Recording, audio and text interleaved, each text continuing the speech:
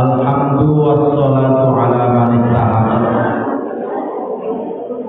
ila rukin kabiha al-marwah. Baginda Nabi Muhammad sallallahu alaihi wasallam ngendikaken innalillah fid dahri ayamikum atau fid dahri ayam nafahat fata'awwadu laha fala'allaka ahadun tusibuhu nafhatun fahidatun falatasqa ba'dahu ba'daha abadan. Bahwa ketahuilah Allah Subhanahu wa taala yang disebutkan di sini memang pada kondisi waktu. Di zaman kehidupanku ini ada nafahat. Nafahat ini adalah anugerah besar. Nafhun itu maknanya nyebul yang ada airnya sedikit. Tapi yang dikehendaki di sini adalah sesuatu yang barokah, sesuatu yang mendapatkan kebaikan. Fata'awwadullah. Jika ada anugerah, ada nafahat, maka maksimalkanlah, bergegaskanlah. Karena barang siapa yang bersenggolan dengan nafahat, walaupun satu kali senggolan, la yasqa ba'daha abadan. Orang itu tidak akan pernah celaka selama-lamanya, celaka di dunia dan celaka di akhirat nanti. Nafahat yang kita akan bahas di sini adalah nafahat yang berkenaan dengan makom-makom mustajabah. Yang disebut di dalam terminologi agama adalah syarafun. Bahwa ada 3 kemuliaan, 3 syaraf. Yang di belakang bisa jelas nggak? Nah, pokoknya sambil ngantuk nggak apa-apa. Bahwa Allah Subhanahu wa taala mempunyai 3 kemuliaan, 3 syaraf. Yang pertama disebut sebagai syarafuz zaman. Kemuliaan yang berhubungan dengan waktu. Hari ada siang dan ada malam. Ini semuanya milik Allah. Tapi di sisi Allah pangkat dan derajatnya berbeda. Karena memang ada waktu-waktu yang Allah spesialkan. Supaya apa? Supaya bahwa sewaktu-waktu itulah kita bisa mempersiapkan diri untuk bisa bermunajat, berkonsentrasi kepada Allah Subhanahu wa taala. Di antaranya zaman yang mulia adalah sepertiga malam. Jam berapa? Kira-kira jam berapa? Atau berapa jam? Jam 2 malam. Sepertiga malam ini adalah mulai maghrib sampai subuh dibagi 3.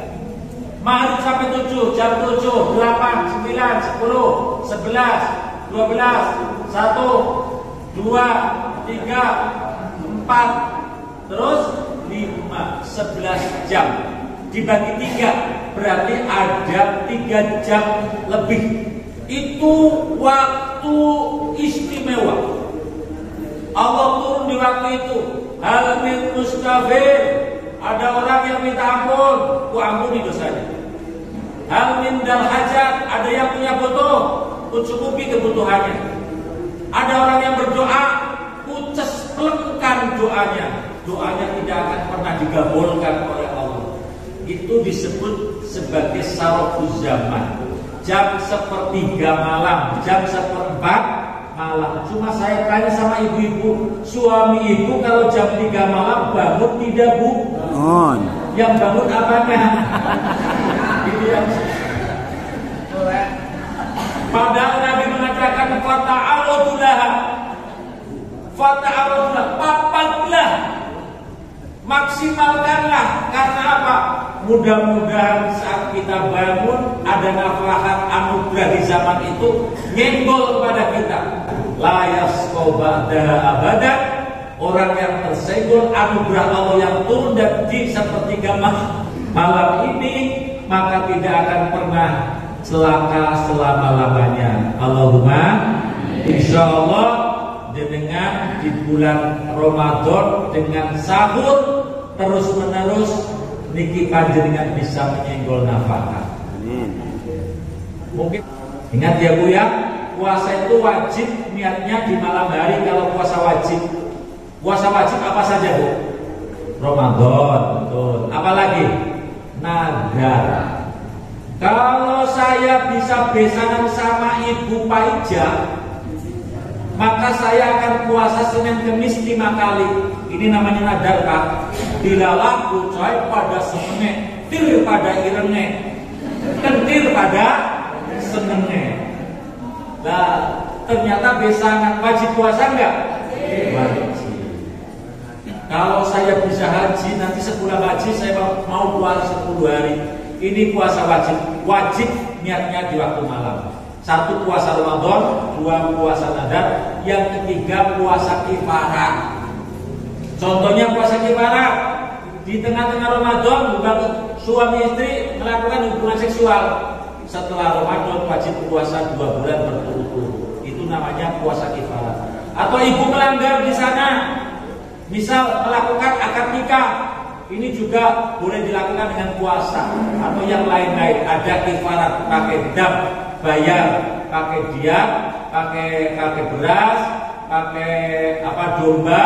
Kalau tidak bisa, harga domba itu nanti dikrus untuk beli mut beras berapa mut dipuasakan, itu juga boleh. Itu disebut sebagai puasa wajib. Ya, disebut sebagai puasa wajib. Yang kedua, hari atau waktu yang dimuliakan. Ini yang sedang kita alami. Ngindas saum. Orang yang berpuasa ini doanya waktu-waktunya adalah waktu yang istimewa. Tapi yang paling istimewa yaitu indal iftar, tatkala berbuka puasa. Makanya saat buka puasa, pikiran ibu jangan hanya makanan, Bu. Gambarkan, dibawa di saat itu satu saja Pak. Pikirkan anakmu, ya Allah, mugi-mugi anakku dadi anak sing solih, sing solehah. Bojoku ya Allah, mugi Allah baca jalan baik. Doakan saat apa? Berbuka. Itu waktu mustajab. Ya. Jadi mustajab itu bukan hanya di Arab saja, dimulai dari sekarang, tapi bukan tempat. Nanti kalau di Arab waktu dan tempatnya, Bu. Di selain waktu juga tempat.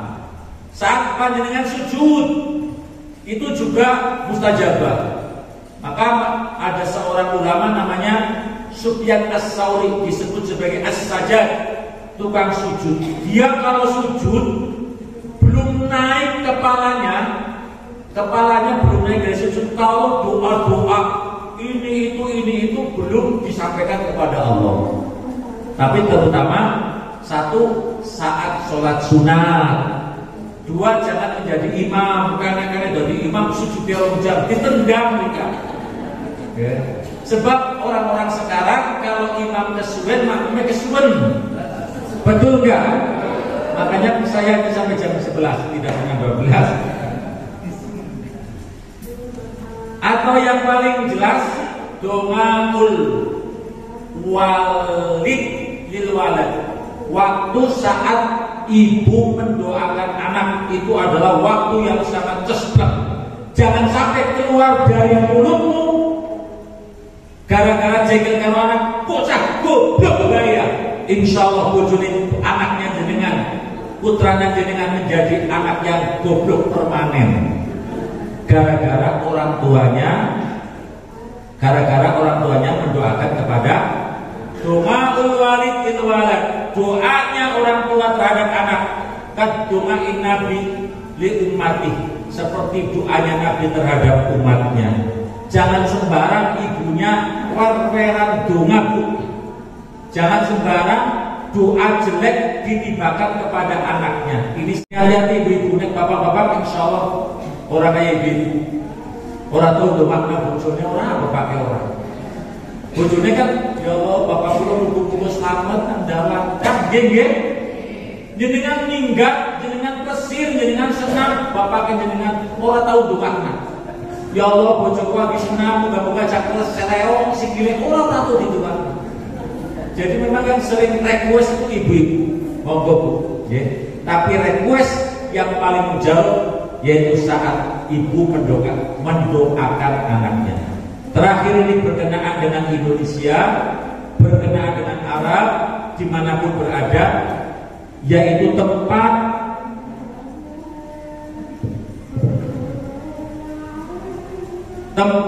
dan waktu saat panjenengan meminum air zam-zam. Dimanapun, syaratnya tidak di WC minumnya, tidak di tempat-tempat maksiat. Dimanapun waktunya dan tempatnya air zam-zam ada, maka tak kalah diminum itu menjadi tempat dan waktu yang istimewa. Ibu-ibu, bapak-bapak, jangan sampai punya air zam-zam buat jimat saja. Kaji 5 tahun bayi zam-zamnya siapa? Gue pamer. Tidak usah Bu, itu diminum. Hadisnya jelas, ma'u zam-zam 5 suribalah. Air zam-zam itu untuk tujuan apapun kalau diminum sesuatu. Tujuan kepengen haji mabrur, minum zam-zam. Tujuan kepengen sehat, minum zam-zam. Tujuan kepengen doa nasi soleh, minum. Nanti Bu, di Arab Saudi, di hotel, dengan di depan pintu itu ada air botolan segini untuk 4 orang, segini tumpukannya. Habis satu kasih lagi, habis satu kasih lagi. Air putih Bu. Kalau bisa, biarkan air itu sebagai kenangan untuk menemani panjenengan ibadah. Jenengan ke Arab, ke Mekah, bawa botol kosong, pulang pakai botol yang sudah berjam-jam diminum. Setiap minum doanya bukan hanya min sifaan min kuridain. Jangan hanya berdoa untuk disembuhkan dari penyakit, jangan Bu. Lebih dari itu loh, yang hebat-hebat, yang dasar-dasar. Imam Syafi'i, ini Imam Syafi'i Bu. Imam Syafi'i berkata bahwa setiap minum air zam-zam saya doa 3. Doa yang pertama, minum zam-zam, ya Allah, mudah-mudahan panahku tidak akan pernah meleset dari sasaran. Jebret. Kata Imam Syafi'i, kalau saya minum air zam-zam terus doa, maka panah itu selalu mengena pada sasaran. Ayo yang jomblo-jomblo kalau ada, ya Allah, jangan sampai cintaku keluar dari sasaran. Begitu dilirik, kejit Bu. Kalau ada yang jomblo, ya, kalau nggak ada yang jomblo ya nggak apa. Tapi jangan menikah di sana saat haji, haram, membatalkan dan wajib digodol langsung. Ya kapan nikahnya? Ya sebelum haji. Di Arab boleh nggak boleh kalau ada walinya. Kalau nggak ada walinya nggak boleh. Yang kedua, doa Imam Syafi'i saat meminum air zam-zam. Ya Allah, jadikanlah kami ulamanya orang Islam. Berkat meminum air zam-zam. Siapa yang tidak tahu Imam Syafi'i? Nek Syafi'i tanggamu ya paling-paling yang tukang narik orang baca paham. Tapi ini Imam Syafi'i, imam salah satu mujtahid 4 yang masyarakat Asia apalagi Indonesia mayoritas menghidup ibadahnya mengikuti madhab Imam Syafi'i yang sudah alimnya sudah jelas, 7 tahun hafal Quran, 9 tahun hafal kitab Muwatta, berburu kepada Imam Malik, masih anak-anak sudah kamu sekarang menjadi mufti, silakan berfatwa. Jadi kalau ada sekarang orang sekarang menghina Imam Malik, ya Allah, baru aja hafal 1-2, bisa baca 1-2 dalil, juga pakai laptop, kalau mati lampu laptopnya juga dia labakan, sudah berani menjelek-jelekan Imam Syafi'i. Semua Imam Mujtahid Syafi'i, Imam Malik, Imam Ahmad bin Hanbal, Imam Hanifah, itu hebatnya luar biasa. Walaupun berbeda pendapat, Contoh, Imam Syafi'i setiap malam wajib niat puasa. Kalau Imam Malik tidak, asal hari pertama sudah diniati borongan, kesananya nggak perlu niat. Ini beda pandang, tapi tidak saya sampaikan di sini terlalu banyak. Ya. Yang ketiga, Imam Syafi'i meminta agar dimasukkan surga dengan meminum air zam-zam. Ya, itu adalah saroful zaman, kemuliaan yang Allah titipkan di zaman. Yang kedua, saroful a'yan, kemuliaan yang diberikan kepada perorangan, kepada orang atau kepada benda. Di antaranya Allah memberikan kemuliaan kepada air zam-zam tadi. Siapa yang bersentuhan dengan air zam-zam lam yasma'u ba'du abadan. Mudah-mudahan yang sudah pernah minum air zam-zam, Allah jaga dia dari kesengsaraan di dunia dan di akhirat. Allahumma amin. Atau sama-sama manusia tapi baginda Nabi Muhammad sallallahu alaihi wasallam itu lebih mulia. Itu kanjeng Nabi mendapatkan saroful a'yan. Kata baginda Nabi, man ro'ani, dalam kalimat lain man sofahani wa amanani, barang siapa yang melihatku, hanya melihat Nabi dan beriman, ya, maka dahulal jannah, masuk ke dalam surga. Berarti bersentuhan matanya saja dengan baginda Nabi, melihat Nabi, bersentuh Nabi, itu layas qobadwa badan, tidak akan celaka selama-lamanya. Itu adalah saroful a'yan, kemuliaan yang ditaruh pada sesuatu, pada tempat. Atau dalam satu contoh begini, di dalam keterangan yang dijelaskan oleh Mutawali Asy-Syarawi yang dikatakan bahwa 27 raja ini adalah malam yang bersentuhan dengan perjalanan baginda Nabi besar Muhammad sallallahu alaihi wasallam, sehingga menjadi malam yang mulia karena ada barang yang mulia itu baginda Nabi Muhammad. Ngendikane Syekh Mutawali Asy-Syarawi, barang siapa di malam 27 Rajab kok berdoa dipanjangkan umurnya, maka Allah akan memperpanjang umurnya dia sampai kepada umur 27 Rajab ke depan tidak meninggal dunia. Dipanjangkan umurnya 70 tahun.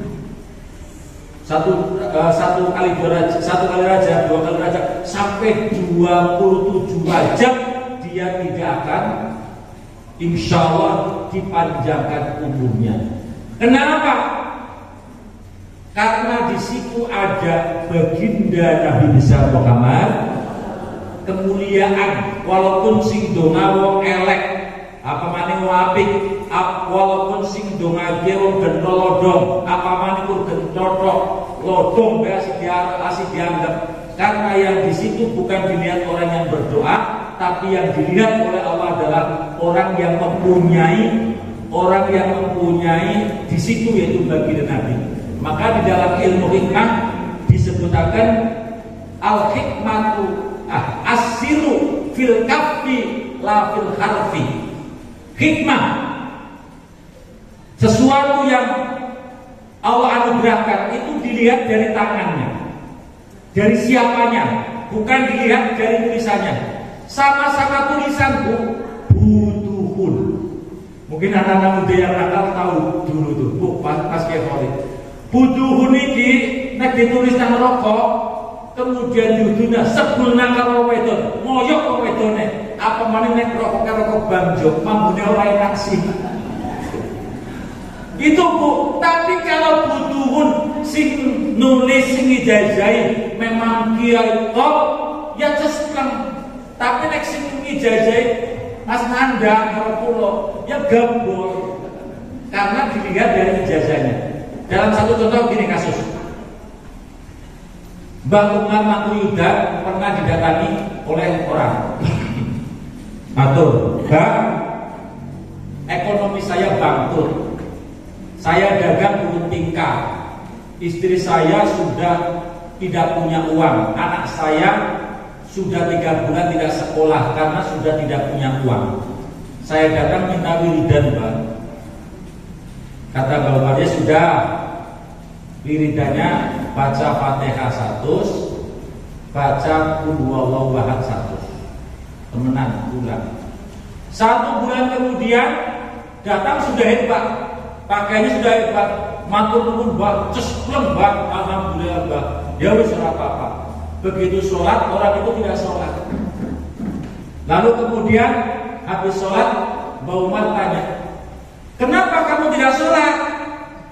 Jawabannya, wong saya bukan orang Islam, Mbak. Lah kamu orang apa? Orang Konghucu. Loh, kamu orang Konghucu? Iya. Terus doanya gimana? Ya saya baca, Mbak. Wong Konghucu bisa. Dijawab kepriwe? Ya setiap kan Mbak sadar bahwa saya harus baca setiap hari. Nanti saya baca setiap hari Fatihah 100, Qul huwallahu ahad 100, Fatihah 100, Qul huwallahu ahad 100, Fatihah 100, Qul huwallahu ahad. Cuma gitu aja. Coba Bu, kalau menurut prosedural doa ini tidak sesuai beberapa, orang bakal ditampak. Sing donga untuk mau Islam, dongane Qul Fatihah 100, Qul huwallahu ahad 100. Tapi kenapa sistem? Allah tidak melihat orang yang berdoa, tapi yang dilihat adalah yang memberikan doa, yaitu Mbah Umar Mangkun Yudan. Begitu juga ibu-ibu jangan kecil hati. Kita akan mengenal tempat-tempat mustajabah. Yang dilihat bukan panjenengan, tapi tempatnya. Siapa yang berdoa di sini insya Allah tersebut. Yang pertama silakan multazam. Ibu-ibu, niki Ka'bah umpamane nggih. Niki pojokan yang ada Hajar Aswadnya sebagai awalan dan akhiran sampai satu, baru dihitung 1 setelah sampai di sini. Di sini pintu. Lah, tembok antara pintu sampai pojok yang ada Hajar Aswad disebut multazam. Multazam itu artinya nempel. Multazam itu artinya nempel. Rasulullah tadi sudah saya sampaikan, menempelkan pipinya, menempelkan tangannya, menempelkan telapaknya. Dia berdoa kepada Allah Subhanahu wa taala. Doa ini ya Rabbal Bait yang sudah tadi saya bacakan, tinggal dibaca. Atau doa panjenengan, doa kula Gusti kaya dongane Pakiatul Khaliq kenging boten kenging niki mriki wonten nggih. Jadi Allahumma inni as'aluka min khairi ma sa'ala minhu nabiyuka. Ya Allah, saya meminta kebaikan yang diminta Kanjeng Nabi. Sampai kenging Gusti donga kula dongane Kanjeng Nabi, monggo. Daripada ngapalaken ora apa. Jadi di dalam multazam niki nanti banyak berebut karena ada sebuah hadis Ahmad mengatakan barang siapa yang berdoa di multazam maka doanya tidak pernah disia-siakan. Monggo jaluk dipun paringi panjang umur, monggo jaluk paringi rezeki sing kathah, monggo jaluk diganti ongkose, monggo, tapi pertama tanamkan jaluk ridhone Gusti. Itu yang menjadi sumber pertama. Aku jaluk anak sing soleh sebab anak soleh diridhoni Gusti. Aku jaluk rezeki sing barokah sebab rezeki barokah diridhoni Gusti. Sama saja enggak apa-apa. Paham ya? Iki antaranya satu multazam. Yang kedua Hijri Ismail. Sebelum ke Hijri Ismail Bu, ini ada yang tertinggal. Di sini Bu, di sini ada apa Bu? Batu yang menjadi rebutan Hajar Aswad. Luar biasa. Mencium Hajar Aswad ini juga pahalanya luar biasa. Jadi Hajar Aswad itu konon dulunya ditemukan oleh Nabi Ibrahim Ismail. Terus diberikan kepada Nabi Ibrahim dan dipasang di situ. Ngendikane Kanjeng Nabi, ngendikane sahabat Umar, aku tahu kamu ini adalah batu, dan batu itu tidak bisa memberikan manfaat dan tidak bisa memberikan madorot. Awas, hati-hati yang suka batu. Jangan sampai menjadi kepala batu. Kan kemarin banyak batu mahal-mahal ya. Ingat, batu, kamu sekedar batu. Aku tahu kamu tidak bisa memberikan apa-apa, memberikan kemanfaatan juga tidak, memberikan kemadorotan juga tidak. Tetapi Rasulullah dulu mencium kamu, maka aku sekarang mencium engkau. Jadi panjenengan yang kepengen ngambung Hajar Aswad tujuannya apa, Bu? Hanya ingin mengikuti Rasul. Soal bisa mencium atau tidak bisa mencium nanti ada jalan solusinya. Apa jalan solusinya? Bagi istri-istri yang punya suami, tinggal mencium tangannya suami. Apalagi kalau tangan suami betul-betul aswad, betul-betul ireng, hitam, maka itu berarti Hajar Aswad yang asli. Yang kedua disebutkan barang siapa yang menyentuh Hajar Aswad, menyentuh dengan menciumnya, menyentuh dengan tangannya, menyentuh dengan tongkatnya, menyentuh dengan isyaratnya, sama saja. Wong kali pulau nasak ila usnyaha. Barang siapa yang menyentuh Hajar Aswad, maka diampuni dosa-dosanya. Amin. Amin. Jadi bismillahirrahmanirrahim. Nah, wajah dianggap sudah bisa menyentuh. Yang ketiga disebutkan dalam sebuah hadis bahwa Allah Subhanahu wa taala telah akan membangkitkan Hajar Aswad di yaumul qiyamah. Dan Hajar Aswad itu mempunyai mata, dan mata ini akan bersaksi kepada siapapun yang menyentuh dengan kebenaran, menyentuh karena niatnya mengikuti baginda Nabi. Kelak orang itu akan disaksikan, dulu orang ini datang mencari ridho ya Allah, maka sekarang jauhkan dari kamu neraka, dekatkan dengan ridho surga. Allahumma biar kau haji, hakikatnya dia sedang sidik jari, karena di sana ada sisi televisi surga, sisi televisi akhirat yang dipasangkan di dalam Hajar Aswad. Tempatnya di sini, Bu. Di sini. Nanti di dalam fikih haji akan saya sampaikan apakah boleh menyentuh, bagaimana menyentuh, terus bagaimana kita melaksanakan tawafnya. Ya, di sini kurang lebih segini lah, sedada. Terus yang kedua, Hijr Ismail. Ini Ka'bah. Ini. Lah Hijr Ismail di sini, Bu. Ada tembok lubang di sini, tapi di sini ada pintunya ke sini, di sini ada pintunya ke sini. Hijr Ismail ini dulu sebagai tempatnya Nabi Ismail dan ibunya Hagar atau Hajar. Orang-orang non muslim menyebutnya dengan Hagar. Ya. Dulu sahabat istrinya bagi Nabi, yaitu Aisyah, sahabat Aisyah, minta kepada Rasulullah, ya Rasulullah, tolong saya kepengen sholat di dalam Ka'bah. Lalu Rasulullah membawa Siti Aisyah, bersolatlah di dalam Hijr Ismail. Karena Hijr Ismail yang ada di dalamnya ini bagian-bagian daripada Ka'bah. Berusahalah panjenengan masuk ke dalam Hijr Ismail. Karena kalau panjenengan sudah bisa masuk kepada Hijr Ismail, berarti panjenengan sudah masuk Ka'bah. Jangan mimpi kepengen masuk Ka'bah di sini, jangan mimpi. Kalau jenengan bukan desanya Jokowi, bukan Soeharto, jangan mimpi untuk bisa masuk ke dalam Ka'bah. Tapi bisa Anda masuk Ka'bah di sini. Ini ke sini, Bu, di sini pintunya ditutup, di sini keluar masuk pintunya satu. Sholatlah di sana.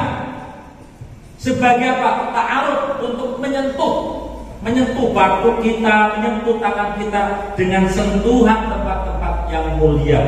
Karena disebutkan dari hadis Abi Hurairah radhiyallahu anhu bahwa ya Abu Hurairah, wahai Abu Hurairah, di pintu di sini ada pintu. Di pintu Hijr Ismail itu selalu ada malaikat yang mengatakan bahwa kepada orang yang mau masuk, kepada orang yang mau sholat, dikatakan, wahai manusia, dosa-dosamu telah semuanya diampuni oleh Allah, maka mulailah kamu berbuat yang baru. Maknanya barang mereka niki sambut di pura kali Gusti Allah setek gambar belas. Berarti nek sampai melakukan yang lain itu melakukan yang baru. Malaikat ini selalu mendoakan, mengawasi orang-orang yang masuk kepada Hijr. Ingat, Hijr Ismail ini adalah bagian dari dalam Ka'bah. Bisa masuk ke perempuan, sangat bisa. Saya, istri saya berbulan-bulan masuk, sangat bisa. Nanti tolong Pak Kiai Abdul Khalik dikawal 5 orang. Walaupun tidak masuk 1 hari, besok lagi. Mas, setelah itu aja, setelah selesai haji atau tidak haji, yang penting nanti bisa masuk kepada Hijr Ismail. Setelah masuk sholat 2 rakaat, sentuhkan batuk kita, tangan kita, hidung kita, kaki kita, lutut kita dengan tempat yang dulu pernah bersentuhan dengan Ummul Mukminin, dengan istri baginda Nabi besar Muhammad Sallallahu Alaihi Wasallam. Niat semata-mata itu adalah mengikuti ulama-ulama yang telah mendahului. Setelah Hijr Ismail ada Hijr Ismail ini adalah rukun Sam, rukun Iraq, pojokan Iraq, pojokan Sam. Terus di sini ada pojokan apa Bu? Masih ingat? Yamani. Dan kalau dengan waktu tangannya begini, tangan Anda di atas pondasi tidak sah. Jadi harus benar-benar jauh. Satu, dengan menurut Ibnu Umar kalau bisa istalam aja salaman, memek. Kanjeng Nabi selalu memek, maling rukun Yamani. Memek tahu nggak? Menyentuh. Kalau nggak mau menyentuh memek, kalau nggak bisa cukup dengan isyarat Bismillahirrahmanirrahim. Kalau nggak bisa, kalau bisa silakan. Tapi yakin manusia berdedet berada di rukun Yamani. Sebab menurut Ibnu Umar bahwa baginda Nabi Muhammad Sallallahu Alaihi Wasallam setiap satu putaran tawaf memek, satu putaran tawaf memek. Ini kan apa begini ya? Ini rukun Yamani, Hajar Aswad, Multazam, terus Irak, apa? Mau Ismail, Sam, Yamani. Jadi begini Bu. Ya, setiap jalan memek, terus mengalah-alah. Yang kedua menurut Ibnu Abbas bahwa di dalam rukun Yamani ini ada malaikat. Yang malaikat itu mengucapkannya amin, amin, amin. Maka Ibnu Abbas memerintahkan kepada kita seyogyanya memulai dari rukun Yamani sampai rukun Hajar Aswad berdoa satu, Rabbana atina fid dunya wa fil jannata. Nah, saya titip kepada bapak-bapak, doa ini hati-hati. Hati-hati gimana? Hati-hatinya kalau jenengan dulu pernah punya pacar hasanah. Nek dongak bareng karo bojone aja keseron. Rabbana atina fid dunya hasanah, mesti nang bojone dicibit. Wa fil akhirati hasanah di sini. Ibu-ibu juga doa di sini hati-hati. Sebab doanya kan wa adkhilnal jannata mahal abok jenengan duwe pacar abror. Aja keseron nggih. Pancen donga sing apik tidak harus keras-keras, tidak terlalu pelan, sedengan, tidak menguras tenaga, lebih konsentrasi doanya. Rabbana atina fid dunya hasanah wa fil akhirati hasanah wa qina adzabannar wa adkhilnal jannata ma'al abrar ya aziz ya Rabbana. Ini di sini ada malaikat amin, amin, amin. Ingat ya Bu ya, kalau pakai rakaat ihram jangan pakai parem, jangan pakai liven, ya jangan, itu harus diingat-ingat betul. Nanti gampang, nek wis rampung umroh, rampung haji, parem sewadar di kabeh monggo. Kemudian yang keempat, dalamnya Ka'bah tidak usah dibahas itu ya. Orang bakal ngebura jenengan. Kok Pak Khalid pegawai kawal orang bakal luli orang.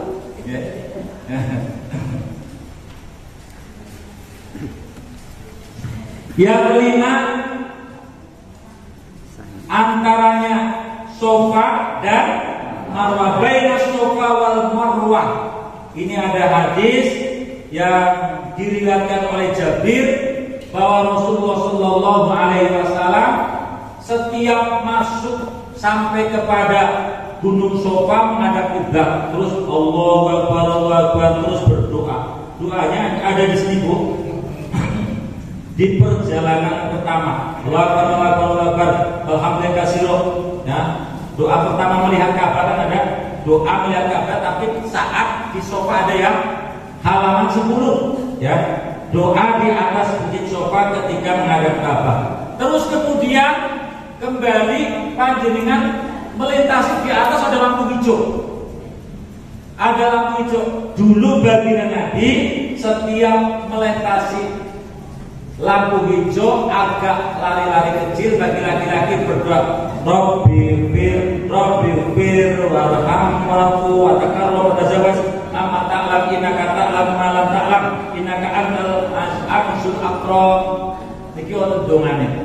Doa gawe ngampuraken dosa, yaitu bainas sofa wal marwah. Keenam, belakang makam Ibrahim. Tadi saya sampaikan bahwa satu batu yang berada di pojokan Hajar Aswad.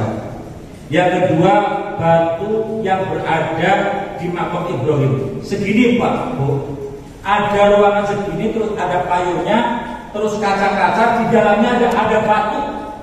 Batu itu bergambar tapak kaki Ibrahim. Makam Ibrahim bukan makam Ibrahim di situ. Batu itu dulu konon digunakan sebagai pijakan, bukawi teki-tekan. Nabi Ibrahim membangun Ka'bah. Begitu Ka'bah ditumpuk lebih atas, batunya mumbul. Lebih atas mumbul. Jadi cara jenengan batu seteger. Ya, menurut berbagai kisah bahwa batu Ibrahim dan batu Hijr Ismail kedua-duanya dari surga. Awalnya bercahaya, kemudian lama-lama sinar, lama-lama padam, lama-lama sinarnya kurang, kemudian tidak bersinar. Kata baginda Nabi, kalau sinarnya masih ada, maka tidak butuh matahari dan rembulan di siang dan malam hari untuk mencahayai bumi dari timur sampai barat. Tapi dosa-dosa manusia itulah yang menghijab, yang lama-lama menempel, yang lama-lama bersentuhan sehingga cahayanya lobet, cahayanya suwe-suwe mengkeret, cahayanya suwe-suwe meleret, gara-gara kebanyakan dosa. Dene fokus di dosa niki cahayanya kurang, tenaganya yang kurang. Jadi kalau nang akhirat orang berdosa tenaganya perkasa terus, cahayanya juga bersinar terus karena sudah tidak punya dosa. Jadi dosa-dosa manusia ini sing dadekaken cahaya daripada batu Hajar Aswad yang tadinya putih menghitam. Begitu juga batu Ibrahim yang tadinya bercahaya putih juga menghitam. Ini karena dosa manusia. Disebutkan oleh baginda Nabi setiap satu dosa yang dilakukan akan menjadi titik hitam di hati. 2 dosa 2 titik, 3 dosa 3 titik, 4 dosa 4 titik. Kira-kira jenengan nang atine duwe titik pira?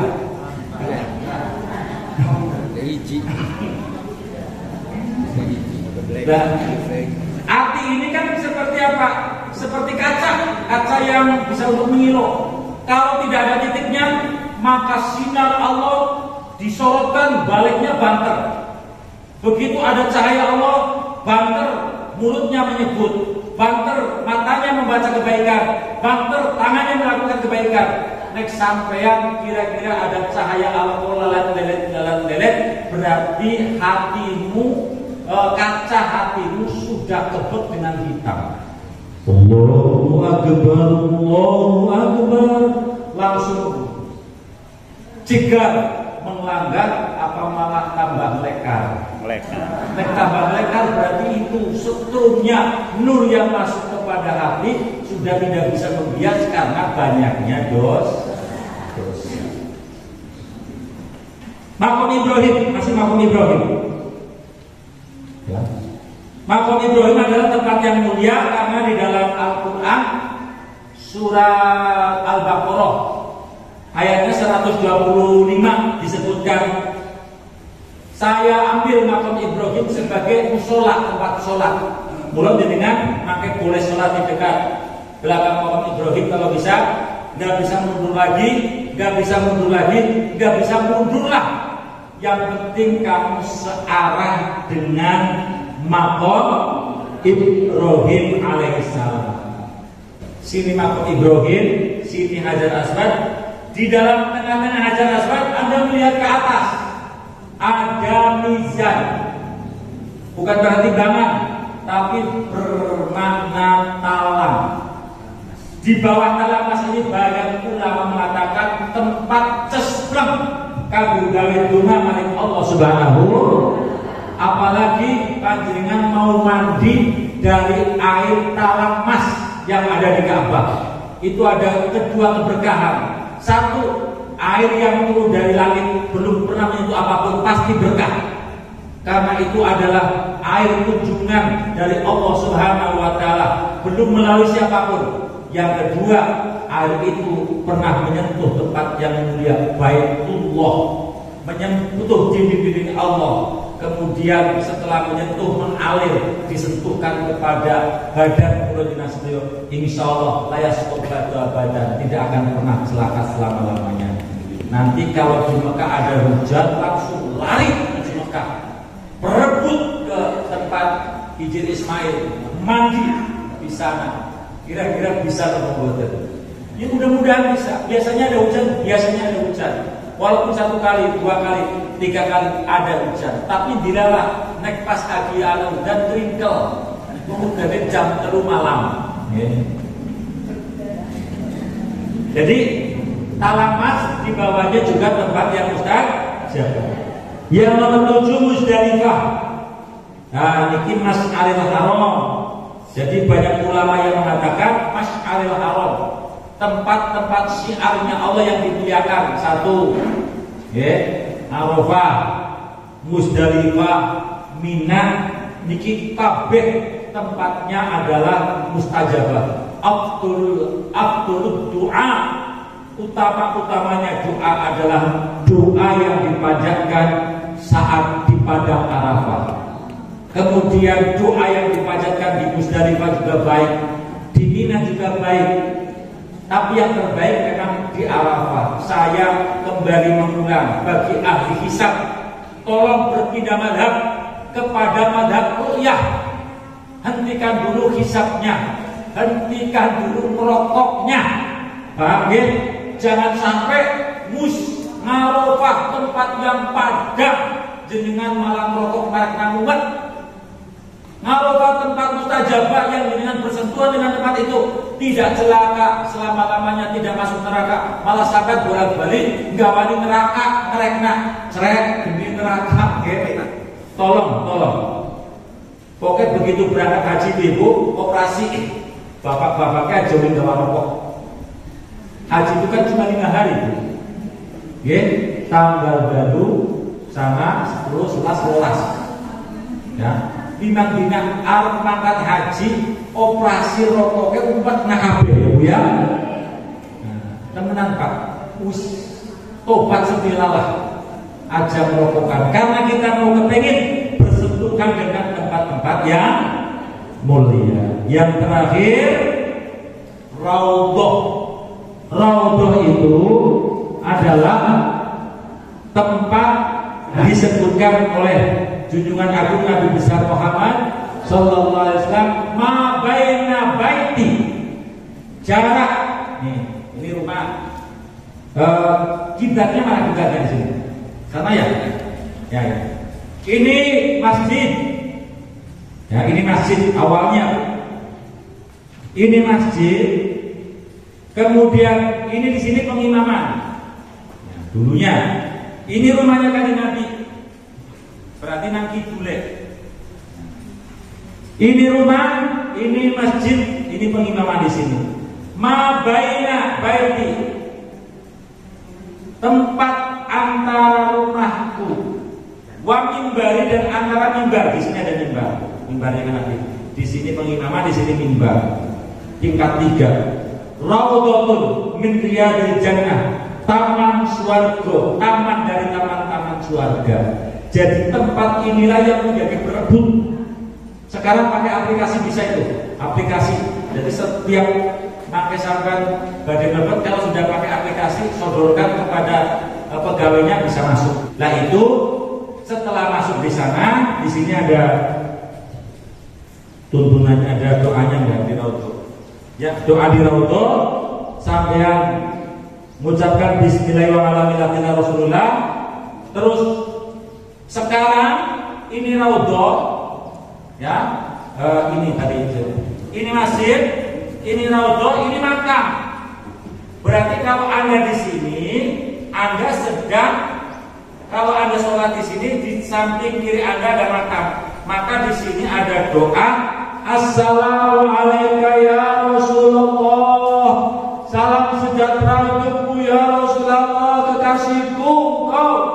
Salamkan di sana, teteskan air mata. Doamu, salammu pasti dijawab oleh Allah Subhanahu.